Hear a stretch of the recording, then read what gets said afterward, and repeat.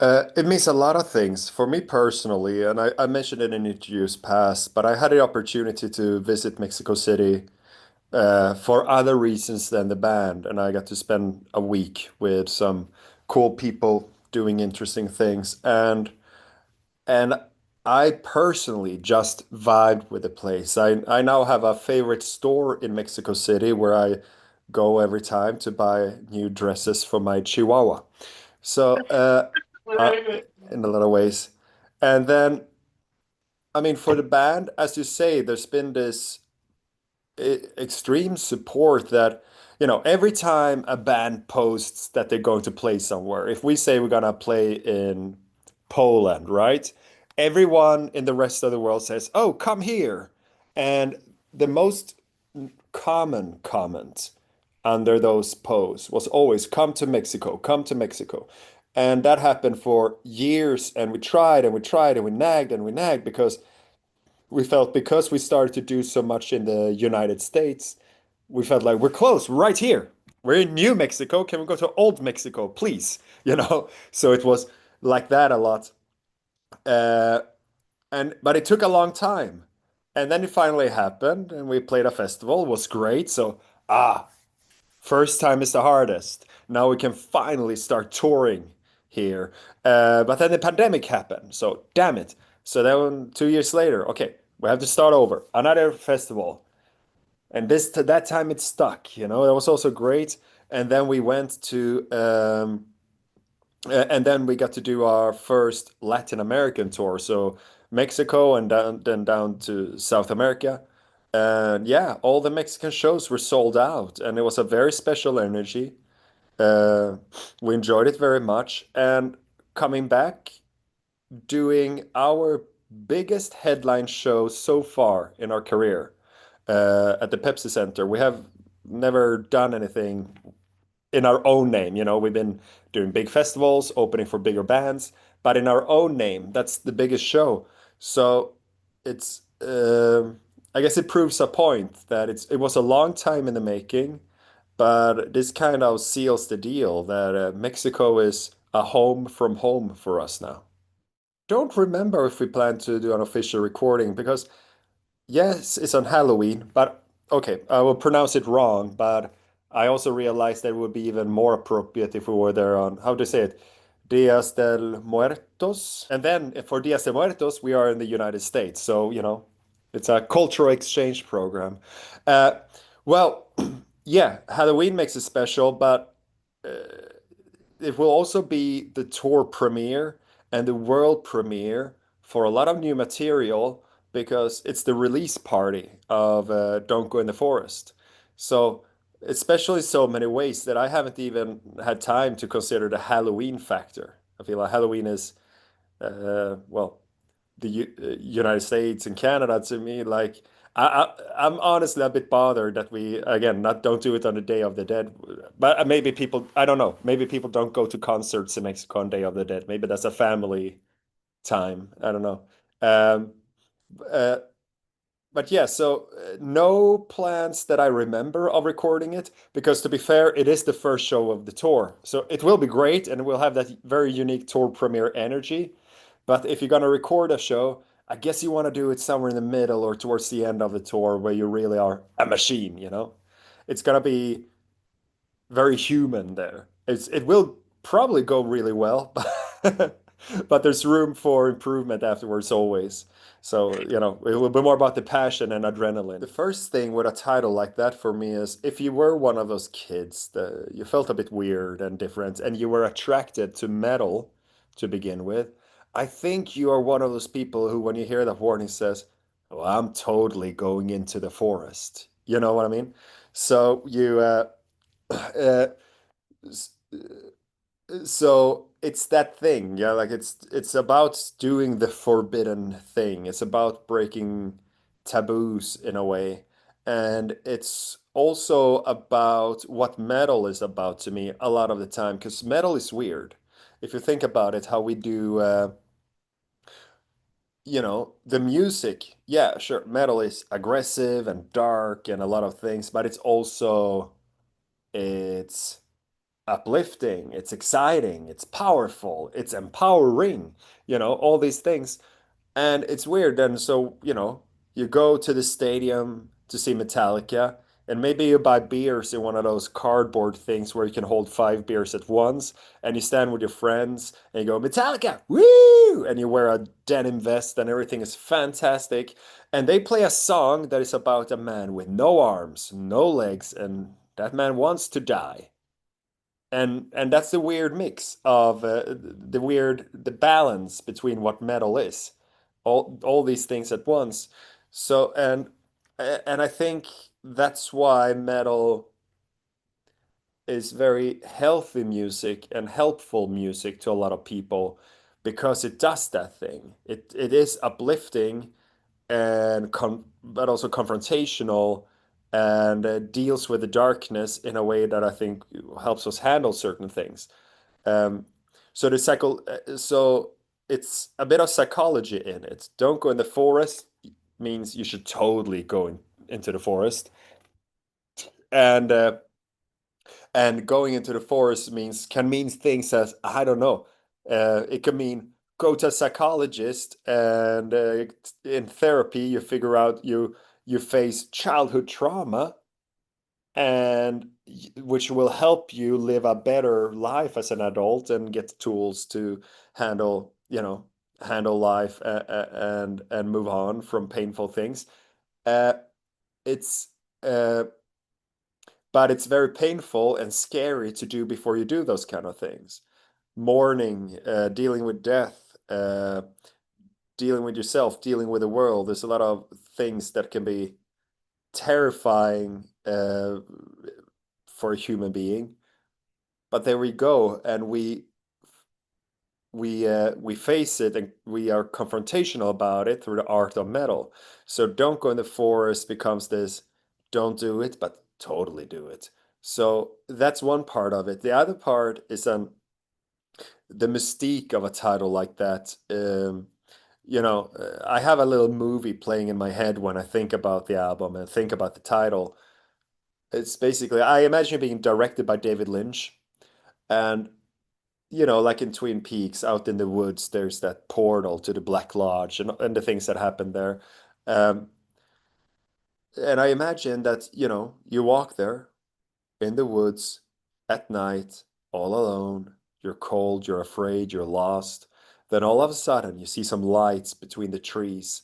And you start heading that way, and as you get closer, you hear music. You keep going in that direction, and the trees, it opens up, and it's a meadow, and in that meadow is a circus tent. It shouldn't be there, but it is. With the strings of the light bulbs, the old light bulbs and everything. And inside the tent, that's you hear the music, and you step inside, and that's like the world of Avatar, whatever that means. So the title means a lot of things. Good question. I don't think.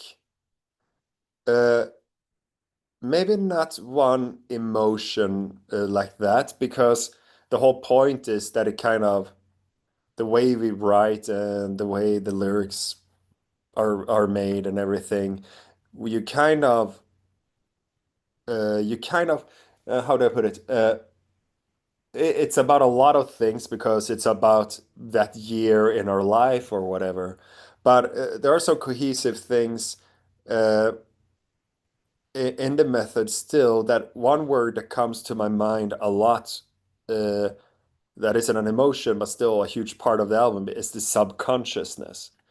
A good half of the album is written, the lyrics were made very intuitively, meaning that I come to understand more and more over the years that you don't have to understand what you're creating in the beginning.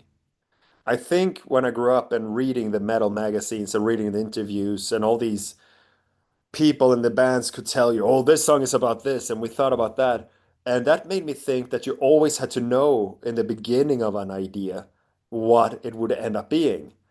It's like, the beginning of any creative thing, it's a bit abstract. It comes from a deep place, and I kind of see it as, You know, you jump into the water, you jump into a lake and you swim to the bottom and you seek in the mud and you find something. So you swim up to shore, you hit land and you look at it like, "Oh, what is this? What does it mean? And what could it become?" And that could be my two lines of lyrics or a beginning of a riff or something. And I just, oh, what song am I making? And like, who cares what song I'm making? Just make the song. And I would, instead of following a plan, I would follow a sense of beauty in a way, you know, intuition.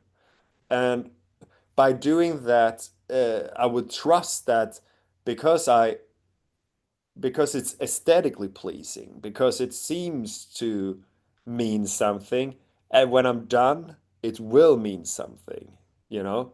So, you know, you write and write and write and just let it happen and let it happen. And then I take a step back when it's done and I look at it and I go, what is this? And I go, oh, you know, it's my childhood, or oh, it's Satan, or you know, it's a bunch of different things for a bunch of different songs.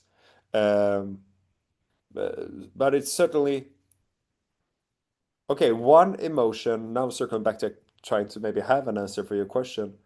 Uh,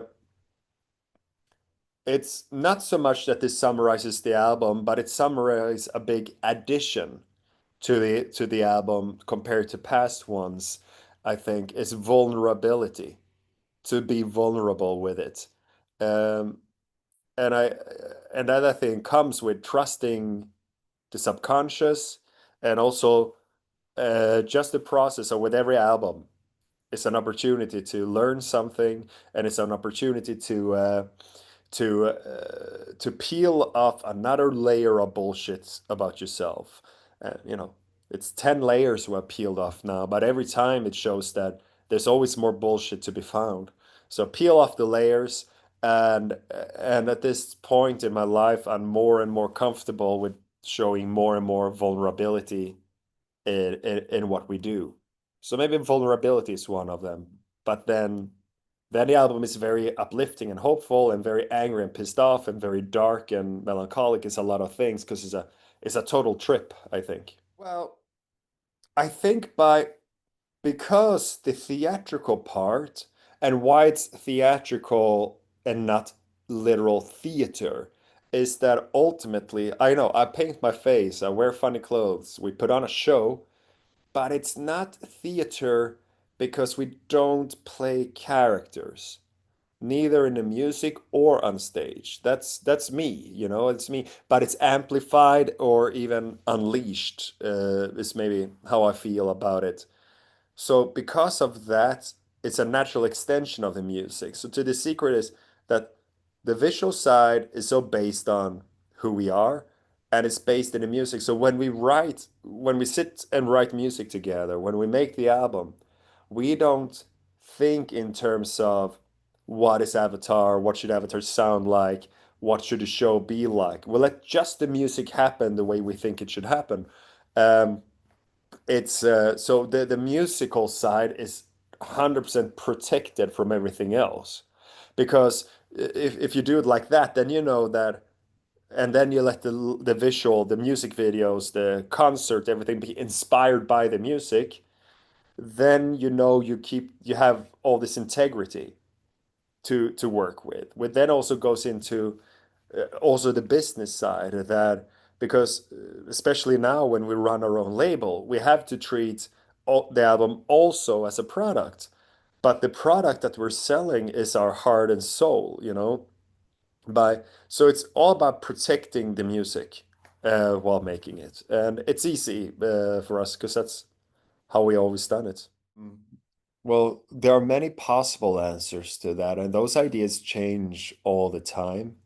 But one thing that we talked about would be uh, a dream scenario to try it one time. You know how people have residentials, basically that you are in the same venue for many shows and people come to see you.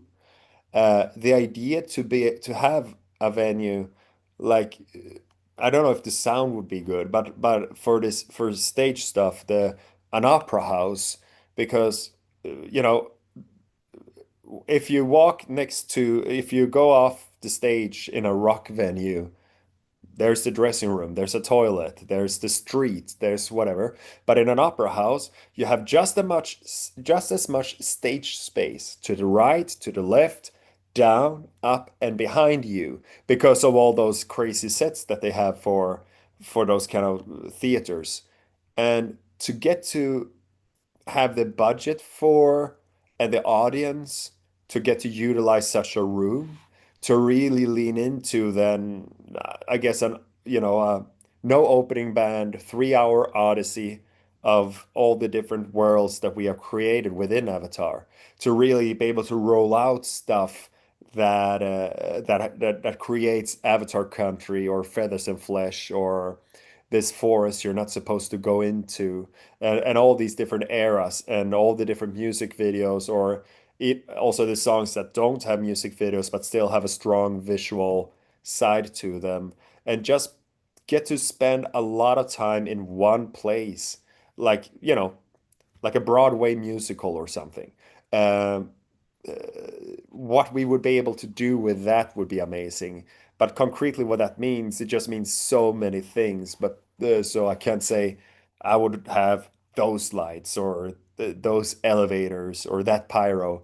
It would be a lot of things. But just to be able to really dig deep into the production because you don't have to put it in a truck and build it in a stadium the next night. Hey everyone, I'm Johannes from Avatar. You lucky bastard, you are not, but you're great just the way you are. As a matter of fact, I'm a big fan. And if the fandom is mutual, you should see us in Mexico City on October 31st. It's the release party of Don't Go in the Forest. And by the way, you're looking at me now, and me looking at you. You look at me looking at you. We're doing that on Soma Inferno.